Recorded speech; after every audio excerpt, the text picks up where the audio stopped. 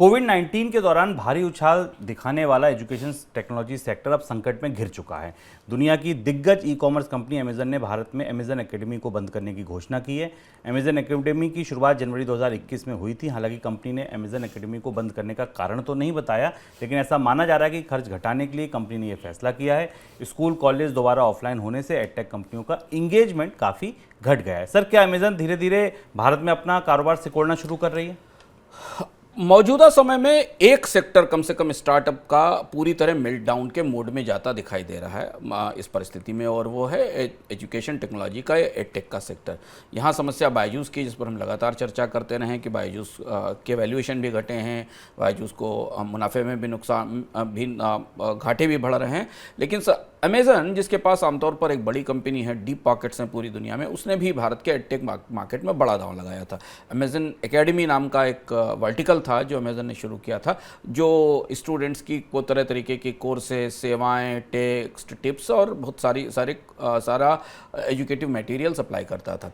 अब यह माना जा रहा है, जो संकेत मिल रहे हैं उस हिसाब से कंपनी अगले 1 साल के भीतर क्रमशः इस वर्टिकल को बंद कर देगी। 1 साल के भीतर इसलिए क्योंकि इसमें बहुत सारे कोर्सेज चल रहे हैं, लोगों के पेमेंट्स हैं, वो जैसे जैसे पूरे होते जाएंगे उसके बाद नए ग्राहक नहीं जोड़े जाएंगे।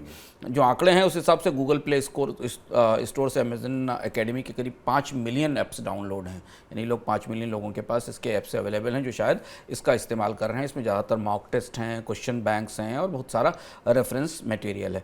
अमेजन ने एक तरीके से भारत के एडटेक बाजार में, जिसे ठीक 48 महीने पहले, 24 महीने पहले भारत में भविष्य की सबसे बड़ी क्रांति माना जा रहा था ऑनलाइन एजुकेशन को, वहाँ से वापस लेने का, अपने आप को वापस लेने का फैसला कर लिया है। इसके साथ दूसरा आंकड़ा भी हमारे पास आया है कि जो सबसे कम इंगेजमेंट हमें हाल फिलहाल में दिखाई दिया है ऐप बाजार में, जो ऐप कंपनियों की है, जो ऐप के एग्रीगेटर से उनकी रिपोर्ट आ रही है, उसमें एडटेक के, एजुकेशन टेक कंपनियों के ऐप के डाउनलोड सबसे कम है।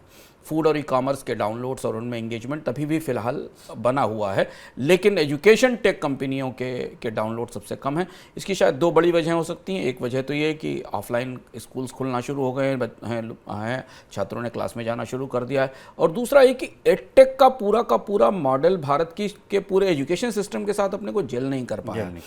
जो पढ़ाया जा रहा है, जिस तरीके की नौकरियाँ उपलब्ध हैं, जिस तरीके के कारोबार उपलब्ध हैं, कामकाज उपलब्ध हैं, वहाँ ये मॉडल शायद अपने आप को जेल नहीं कर पाया, और इसलिए ये एडटेक का मेल्टडाउन है। हमें ध्यान रखना पड़ेगा कि इसमें वेदंतु, अनअकैडमी, ब्रेनली, बहुत सारी कंपनियां एक साथ हमने 1 साल में आई थी, और यहाँ नौकरियों की छटनी हुई। 7-7.5 हज़ार से ज़्यादा नौकरियां एडटेक सेक्टर में अकेले खत्म हो चुकी हैं स्टार्टअप्स में।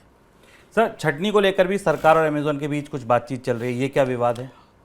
ऐसी खबरें थी शुभम कि अमेजन को सरकार की तरफ से, लेबर मिनिस्ट्री की तरफ से पूछा गया था कि आप कर्मचारियों की छटनी करने वाले हैं, उसके बारे में स्पष्टीकरण दीजिए। तो ऐसा पता चला है कि अमेजन ने सरकार को इस बात का जवाब दिया है कि वो छटनी नहीं कर रही, बल्कि कर्मचारियों को अपने आप इसे छोड़ रहे हैं। दूसरी तरफ इस तरीके की कई सूचनाएं अलग अलग जगह से आ रही हैं कि अमेजन ने अपने जो टारगेटेड कर्मचारी हैं, जिनको हटाया जाना है, उनसे वॉलंटरीली खुद इस्तीफा देने के लिए कहा है, और उन्हें छोड़ने से पहले कुछ मॉनेटरी बेनिफिट्स दिए जा रहे हैं, जिससे कि कंपनी अपनी लेबर फोर्स की संख्या में कमी कर सके, मंदी को देखते हुए, जो पूरी दुनिया में कर रही है।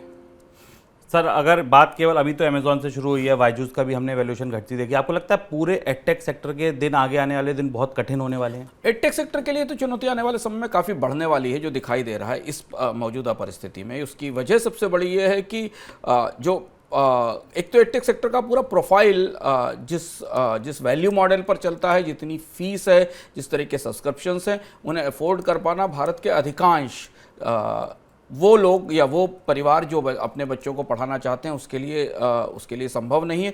दूसरी चीज़ ये कि एडटेक सेक्टर के साथ जो बाकी इंफ्रास्ट्रक्चर की ज़रूरत है, चाहे वो डेटा हो या मोबाइल हो, उनकी कॉस्ट भी लगातार बढ़ रही है। तो एजुकेशन सेक्टर को करीब से देखने की ज़रूरत है, क्योंकि अगर एजुकेशन टेक सेक्टर में गिरावट दिखाई देगी तो इससे काफ़ी बड़े हिस्से में स्टार्टअप्स का बिजनेस भारत में प्रभावित होगा।